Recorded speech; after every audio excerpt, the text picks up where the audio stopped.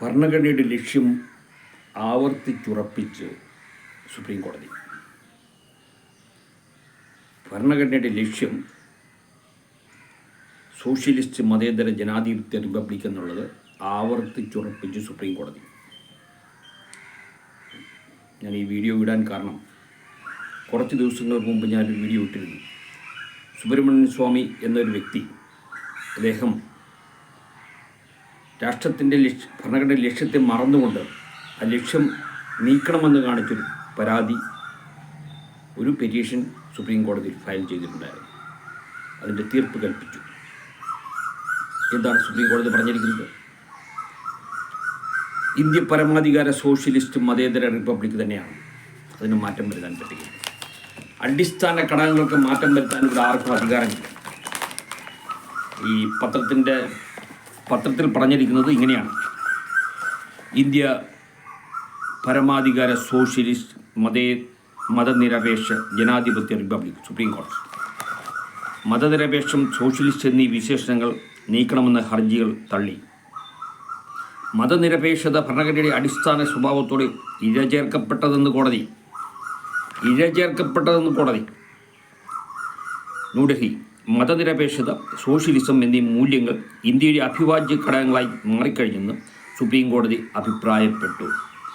അവിഭാജ്യ ഘടകങ്ങളായി മാറിക്കഴിഞ്ഞുവെങ്കിൽ അത് പ്രവൃത്തിപഥത്തിൽ കൊണ്ടുവരാനുള്ള നടപടി കൂടെ സുപ്രീം കോടതി സ്വീകരിക്കേണ്ടതാണ്.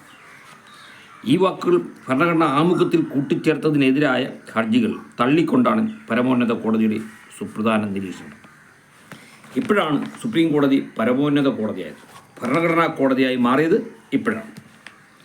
ഭരണഘടനയുടെ ആമുഖത്തിൽ ഉൾപ്പെട്ട ഭേദഗതി കൊണ്ടുവരാനുള്ള അധികാരം പാർലമെൻറ്റിനുണ്ടെന്നും കോടതി നിരീക്ഷിച്ചു. അങ്ങനെ ഒരു നിരീക്ഷണം പറയുമ്പോൾ അതിന് വേറൊരു വ്യാഖ്യാനമുണ്ട്. ഭരണഘടനയുടെ ആമുഖത്തിലുള്ളത് കൊണ്ടുവരാം, ഭേദഗതി കൊണ്ടുവരാം, പക്ഷേ ലക്ഷ്യത്തിലേക്കുള്ളത് മാത്രമേ കൊണ്ടുവരാവൂ. ഭരണഘടന ലക്ഷ്യം തകർത്തുകൊണ്ടുള്ള ഭേദഗതി കൊണ്ടുവന്നാൽ അത് prevention for insult national contract പ്രകാരം കുറ്റകരമാണ്. അപ്പോൾ ആ ഒരു വിശേഷണം പറയേണ്ടതായിരുന്നു, പറഞ്ഞില്ല, തെറ്റിപ്പോയതായിരിക്കാം. ഓക്കെ. കോടതി നിരീക്ഷിച്ചു. 1976 ഇന്ദിരാഗാന്ധി സർക്കാരാണ് 42ാം ഭേദഗതിയിലൂടെ സോഷ്യലിസ്റ്റ്, മതനിരപേക്ഷം, അഖണ്ഡത എന്നീ വാക്കുകൾ ഭരണഘടനയുടെ ആമുഖത്തിൽ ഉൾപ്പെടുത്തിയത്.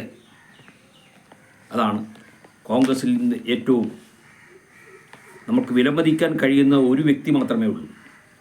ആരാണ്? ഇന്ദിരാഗാന്ധി. അവരാണ് 42ാം ഭരണഘടനാ ഭേദഗതിയിലൂടെ സോഷ്യലിസം, മതേതരത്വം ഭരണഘടനയുടെ ആമുഖത്തിൽ കൂട്ടിച്ചേർത്തത്. മറ്റുള്ളവരെല്ലാവരും രാജ്യത്തെ വിൽക്കുന്നതിന് വേണ്ടി, രാജ്യത്തെ മതരാഷ്ട്രങ്ങൾക്ക് വിൽക്കുന്നതിന് വേണ്ടി നിയമങ്ങൾ ഉണ്ടാക്കിയപ്പോൾ ഇന്ദിരാഗാന്ധി മാത്രമാണ് ഈ സോഷ്യലിസം, മതേതരത്വം നമ്മുടെ ഭരണഘടനയുടെ ആമുഖത്തിൽ കൂട്ടിച്ചേർത്തത്. ഭരണഘടന അംഗീകരിച്ചതിൻ്റെ 75ാം വാർഷികത്തിൽ നിന്നാണ് chief justice Sanjiv Khanna, justice Sanjay Kumar എന്നിവരുടെ ബെഞ്ചിൻ്റെ വിധി. നാം ഇന്ത്യയിലെ ജനങ്ങൾ മതനിരപേക്ഷം, സോഷ്യലിസ്റ്റ് എന്നീ വാക്കുകളുടെ അർത്ഥം നിസ്സംശയം ഉൾക്കൊണ്ടിട്ടുണ്ടെന്ന് കോടതി വിലയിരുത്തി. അത് കോടതി വിലയിരുത്തിയ തെറ്റാണ്. ഒരെണ്ണം പോലും ഉൾക്കൊണ്ടിട്ടില്ല. ഉൾക്കൊണ്ടിട്ടുണ്ടെങ്കിൽ പോലും പറയാൻ ധൈര്യം കാണിക്കുന്നില്ല.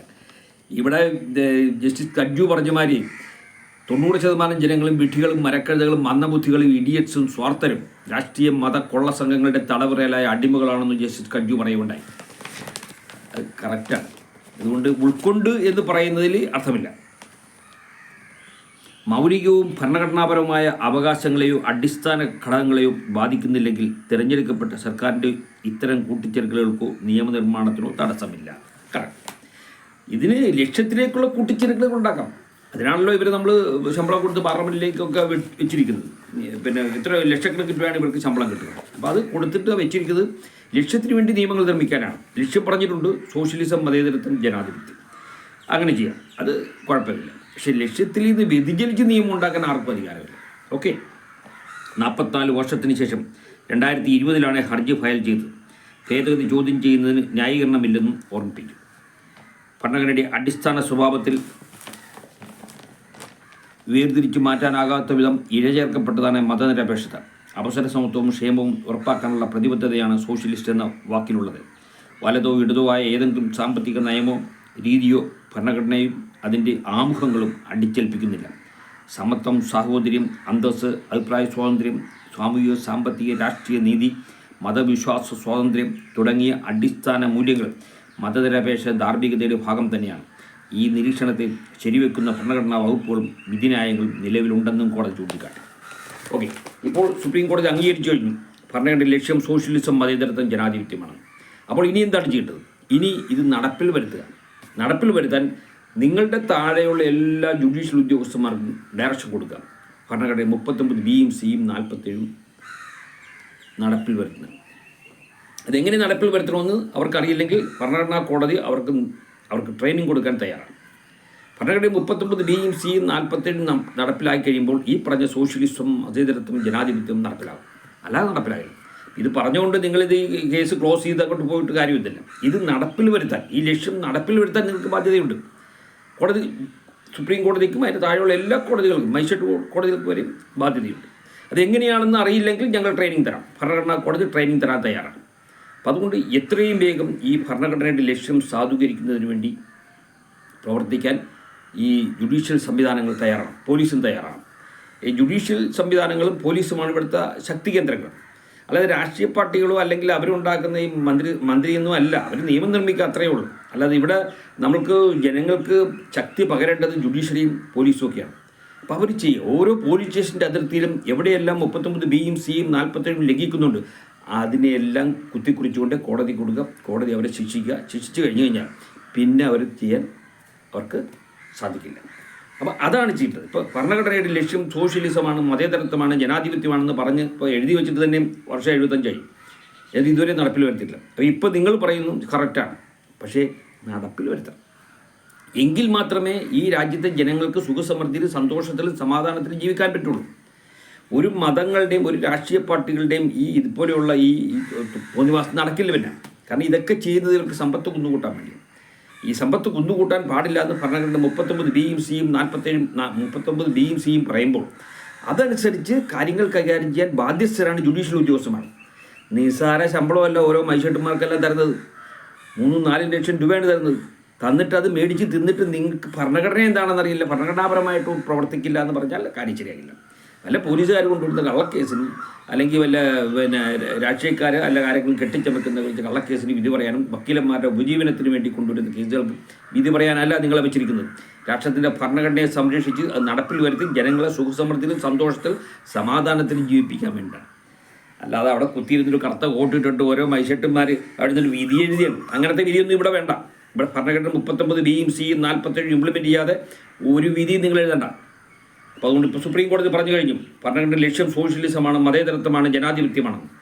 അതെ, അത് നടപ്പിൽ വരുത്താൻ ബാധ്യതപ്പെട്ടത് ആർട്ടിക്കിൾ 375 പ്രകാരം ജുഡീഷ്യറിയാണ് ഫസ്റ്റ്, സെക്കൻഡ് എക്സിക്യൂട്ടീവ്സ്, മൂന്നാമത് മാത്രമേ മിനിസ്റ്റീരിയൽ വിഭാഗമുള്ളൂ.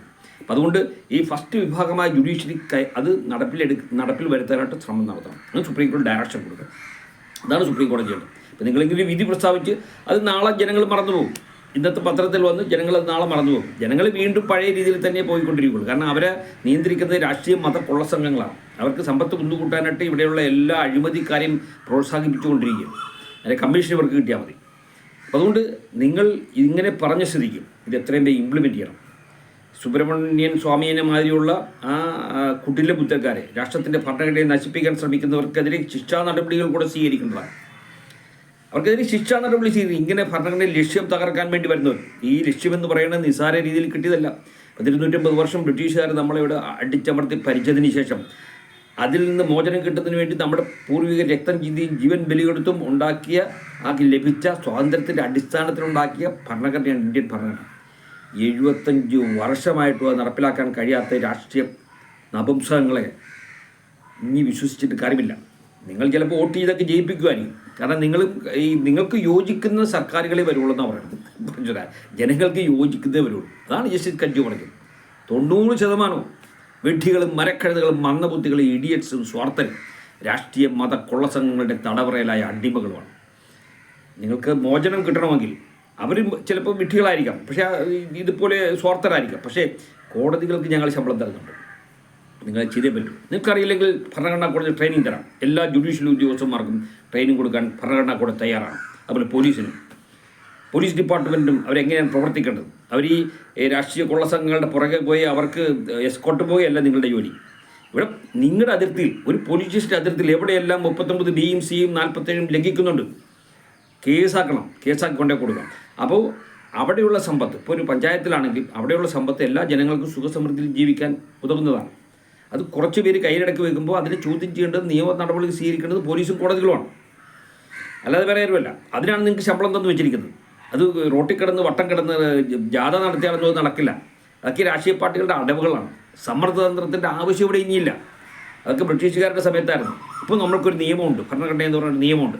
ആ നിയമം നടപ്പിൽ വരുത്താൻ നമ്മൾ ഭരണഘടന 375 വകുപ്പ് പ്രകാരം ജുഡീഷ്യറി, എക്സിക്യൂട്ടീവ്, മിനിസ്ട്രി വിഭാഗത്തിനും ഈ രാജ്യത്തിൻ്റെ റവന്യൂ വരുമാനത്തിൻ്റെ സിംഹഭാവം കൊടുക്കുന്നുണ്ട്. അവർ ചെയ്തില്ലെങ്കിൽ അവരെ ശിക്ഷിക്കാൻ വേണ്ടി ഭരണഘടനാ കോടതി ഉണ്ടാക്കിയിരിക്കും. അതുകൊണ്ട് ഭരണഘടനാ കോടതി ഇന്ന് സുപ്രീം കോടതിയുടെ വിധിയിൽ സംതൃപ്തരാണ്. അത് എത്രയും വേഗം നടപ്പിൽ വരുത്തുകയാണ്. അതുകൊണ്ട് എത്രയും വേഗം നടപ്പിൽ വരുത്താൻ നിങ്ങൾക്കറിയില്ലെങ്കിൽ ഭരണഘടനാ കോടതിയുടെ സേവനം ആവശ്യപ്പെടുക. തീർച്ചയായിട്ടും ചെയ്തു തരാൻ തയ്യാറാണ്. Thank you very much. Jai Hind.